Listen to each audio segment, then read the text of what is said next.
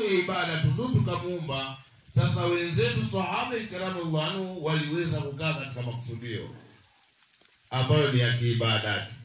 Kuhusu ibada, walitekeleza ibada mbalimbali kadri ya uwezo wao, na hata pale ambapo akili zetu hazikubali, wao pia walitekeleza.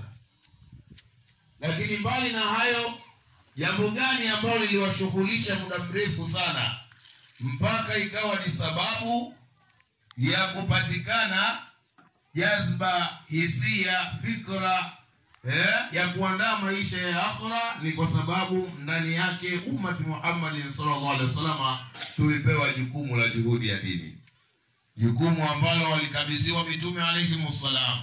Ikawa wakakosa raha, wakakosa utulivu kwa ajili ya jukumu hilo, na ummati Muhammad sallallahu alaihi wasallam nasi tukapewa jukumu hilo.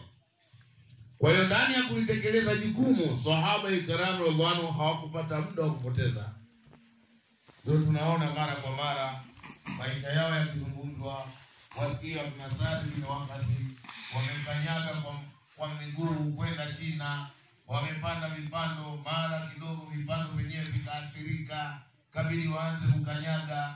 Pamoja na hayo, tunasikia kuna msafara wa Ambar, watu 300 walienda safari ndefu, chakula chao kikawaishia, maisha yakawashida kwa ajili ya kutekeleza majukumu waliopewa na Allah. Lakini ikafika hatua nusura ikaja, wakapata samaki, wakamla ndani ya siku 18 watu 800.